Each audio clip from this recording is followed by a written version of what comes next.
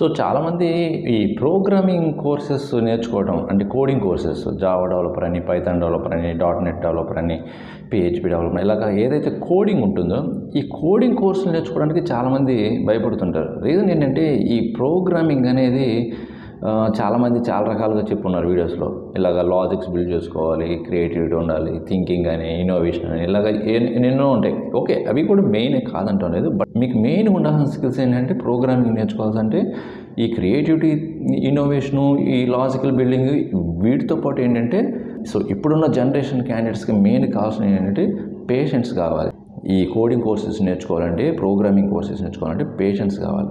సెకండ్ది ఏంటంటే ఇంట్రెస్ట్ ఉండాలి. అండ్ థర్డ్ది ఏంటంటే ఏదైనా ఫెయిల్యూర్స్ వచ్చినా కూడా, అంటే మీకు సరిగ్గా ప్రోగ్రామింగ్ చేస్తున్నా కూడా అవి అవుట్పుట్స్ రాకపోవటం, అంటే మీకు బాగా ఇరిటేట్ తెప్పిస్తున్నా కూడా ఏంటంటే నేను చేయగలను అనేది ఒక కాన్ఫిడెంట్ లెవెల్ని మీరు తగ్గించుకోకూడదు. నెక్స్ట్ది ఏంటంటే డైలీ ప్రాక్టీస్ ఉండాలి. ఇప్పుడున్న జనరేషన్కి ఈ 4 స్కిల్స్ చాలా ఇంపార్టెంట్ అండి. మీరు కానీ కోడింగ్ కోర్స్ నేర్చుకోవాలంటే పేషెన్స్ ఉండాలి, చాలా ఓపిక ఉండాలి. ఎందుకంటే ఇది 1 డేలోనో లేకపోతే 30 డేస్లోనో 60 డేస్లోనో 6 మంత్స్లోనో 1 ఇయర్లో వచ్చేది కాదండి ఈ కోర్స్ అనేది. ఇది ఎక్స్పీరియన్స్ గ్రో అయ్యే కొద్దీ ఇంకా మీరు న్యూ టాస్క్ చేస్తూ ప్రాబ్లమ్ సాల్వ్ చేస్తూ ఇంప్రూవ్ చేసుకునేదే ఈ చేసుకోవటమే. ఓకే, సో అందువల్ల పేషెన్స్ అనేది చాలా ఇంపార్టెంట్. సెకండ్ది ఏంటంటే ఇంట్రెస్ట్ ఉండాలి. అసలు ఇంట్రెస్ట్ లేకుండా ఏ కోర్స్ నేర్చుకోలేదు. ఎప్పుడైతే మీరు లైక్ చేస్తారో అది ఎంత కష్టమైనా సరే మీకు ఈజీ అనిపిస్తుంది. ఈ టెక్నాలజీ గురించి చెప్పడం లేదు, మీరు వేరే అయినా మీ పర్సనల్ ప్రొఫెషనల్ లైఫ్లో అయినా వేరే లైఫ్లో అయినా మీకు ఇష్టమైన వర్క్ని చాలా ఎంత కష్టమైన ఈజీగా చేసుకుంటూ ఉంటారు. సో అదే అండి కోడింగ్ కూడా అలాంటిదే. ఇది మీకు ఫస్ట్ కాలేజ్ నుంచే రావాలి. ఇది మనం కాలేజ్ టైంలోనే చాలా భయపడుతూ ఉంటాం. ఆ టైంలోనే అరే కోడింగ్ అసలు రావట్లేదు, ఏంటో చిన్న ఎర్రర్, చిన్న డాట్, చిన్న కామా పడినా కూడా మిస్టేక్స్ వస్తున్నాయి, ఇది మనకు వర్కౌట్ అయ్యలేదని అప్పటి నుంచే మనం దీని మీద ఈ కోడింగ్ జాబ్స్, కోడింగ్ కోర్సెస్ మీద ఇంట్రెస్ట్ తీసేసుకుంటుంటాం. ఓకే, అండ్ డైలీ ఎవరు ప్రాక్టీస్ చేస్తారులే అన్నట్టు ఆ కాలేజ్ నుంచే మనకి ఈ హ్యాబిట్ అనేది వస్తుందండి. ఇంకా కోడింగ్ కోర్సెస్ మనకు వద్దు.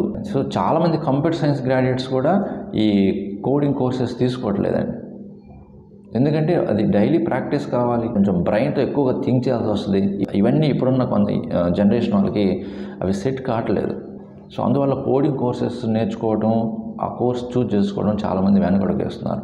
అండ్ నెక్స్ట్ ఏంటంటే డైలీ ప్రాక్టీస్ చేయడం. డైలీ ప్రాక్టీస్ చేసేంత ఓపిక ఎవరికి లేదండి ఇప్పుడున్న కాలంలో. అది కూడా చాలా ప్రాబ్లం అవుతుంది. అందుకే చాలామంది ఎవరు డైలీ ప్రాక్టీస్ చేస్తారు అన్నట్టు ఎవరు ఆ కోర్స్ని సెలెక్ట్ చేసుకోవట్లేదు. సో ఇప్పుడు చెప్పిన పాయింట్స్ అన్ని ఎవరైతే ఓవర్కమ్ చేయగలుగుతారో వాళ్ళు ఈజీగా కోడింగ్ అనేది నేర్చుకుంటారు. అండ్ కోడింగ్ జాబ్స్ అంతా జాబ్ సెక్యూరిటీ వేరే ఉండవు కూడా. అండ్ ఇంకోటి ఆపర్చునిటీస్ కూడా మన కంట్రీలోనే కాదు, వేరే కంట్రీస్లో ఎక్కడికి వెళ్ళినా కూడా సాఫ్ట్వేర్ ఇండస్ట్రీలో మీకు ఆపర్చునిటీస్ ఉంటాయి. అండ్ ఇన్ కేస్ మీకు ఏదైనా లే ఆఫ్ జరిగినా కూడా మీకు ఇమీడియట్గా తక్కువ షార్ట్ పీరియడ్లోనే మీకు మళ్ళీ ఇంకొక జాబ్ రావాలన్నా కూడా కోడింగ్ జాబ్స్ చాలా ఇంపార్టెంట్. అది ఏ కోడింగ్ జాబ్ అయినా సరే. సో ఇలాగ మీరు ఓవర్కమ్ అయితే ఈ ప్రాబ్లమ్స్ అన్నింటినీ ఈ లాజికల్ బిల్డింగ్ ఇవన్నీ కూడా ఇంకా ఆటోమేటిక్ వచ్చేస్తుంటాయి. సో నేను చెప్పిన ఇన్ఫర్మేషన్ నచ్చితే లైక్ చేయండి. అండ్ ఇంకేదైనా డౌట్ ఉంటే కామెంట్ రూపంలో తెలియజేయండి. సో మీకు ఇంకేదైనా ఐటీ కెరీర్ రిలేటెడ్ డౌట్స్ ఉంటే సో ఈ వెబ్సైట్ luckyhitop.com వెబ్సైట్లో మీకు కెరీర్ గైడెన్స్ అనే ఆప్షన్ ఉంటుంది. స్లాట్ బుక్ చేసుకోండి, మీ డౌట్స్ అయితే క్లియర్ చేస్తాను. ఓకే, సో మీరు మా ఛానల్ ఫస్ట్ టైం విజిట్ చేస్తే సబ్స్క్రైబ్ చేసుకోండి. ఇంకొక మంచి యూస్ఫుల్ ఇన్ఫర్మేషన్ వీటితో మళ్ళీ కలుద్దాం. Thank you very much.